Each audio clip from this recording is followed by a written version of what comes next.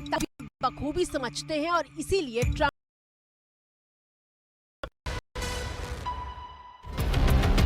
खबरों के मुताबिक किम जोंग उन ने ये सारे परीक्षण खुद जाकर टेस्टिंग फील्ड में देखे हैं।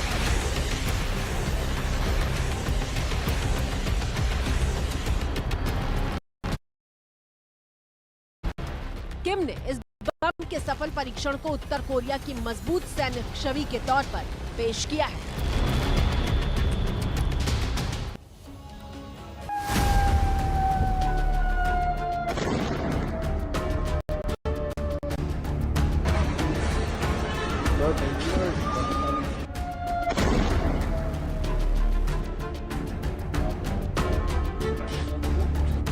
कतर से लेकर बहरीन तक और यूएई से लेकर सऊदी अरब तक मिडिल ईस्ट में जहां जहां भी अमेरिकी सैन्य ठिकाने मौजूद थे, वहां ईरान निशाना लगाकर हमले कर रहा था।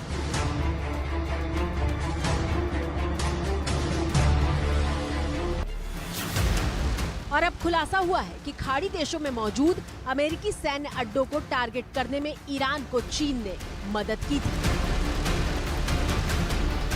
फाइनेंशियल टाइम्स की खबर के मुताबिक चीन के जासूसी सैटेलाइट ने ईरान को हमले के लिए लोकेशन दी थी।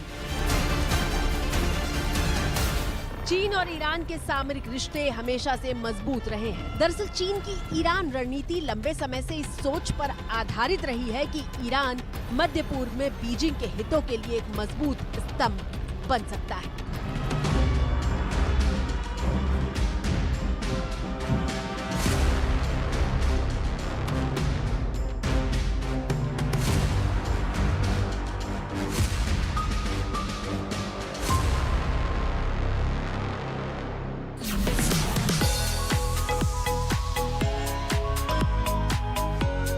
चीन की नीतियां और उसकी बढ़ती ताकत का ही नतीजा है कि अमेरिकी रक्षा मंत्रालय ने अपनी रिपोर्ट में कहा था कि चीन दुनिया की सबसे शक्तिशाली देश बनने की रणनीति पर काम कर रहा है।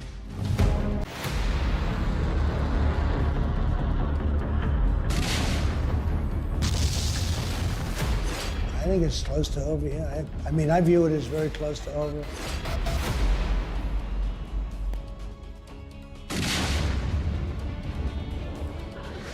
ईरान युद्ध खत्म होने के कगार पर है।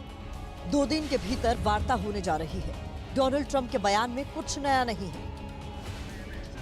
युद्ध की शुरुआत से लेकर अब तक वो 10 बार ऐसे बयान दे चुके हैं और 10 बार ऐसे बयानों से पलट चुके हैं। नई बात तो यह है कि ईरान के पास युद्ध खत्म होने या दोबारा वार्ता होने की कोई आधिकारिक खबर ही नहीं है। ईरानी सूत्रों से जो जानकारी मिली है उसके मुताबिक ईरान को बातचीत की कोई सूचना नहीं दी गई है।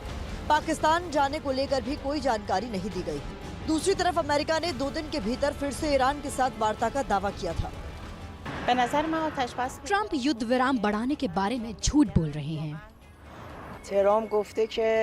ट्रंप हमेशा झूठ बोलते हैं। मुझे नहीं लगता युद्ध विराम होगा। सरप्राइज ये है कि इस युद्ध को रोकने या बढ़ाने की चाबी अब अमेरिका के हाथ से निकल चुकी है। इस युद्ध का अंजाम अब अमेरिका के हाथ में नहीं है, क्योंकि अमेरिका के साथ युद्ध के मैदान में भले ही ईरान लड़ रहा है, लेकिन चीन उसके पीछे ढाल बनकर खड़ा है। इसके सबूत IRGC के लीक हुए दस्तावेजों से भी मिलते हैं।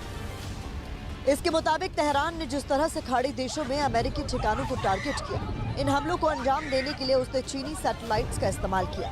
दस्तावेजों के मुताबिक IRGC ने गोपनीय तरीके से चीनी सैटेलाइट हासिल किए और उसकी मदद से अमेरिकी ठिकानों पर स्ट्राइक की। इस जानकारी के बाहर आने के बाद चीन अमेरिका के बीच टकराव और बढ़ सकता है, क्योंकि चीन पहले ही हॉर्मुज में अमेरिका की नाकेबंदी से चिढ़ा हुआ है। यही नहीं,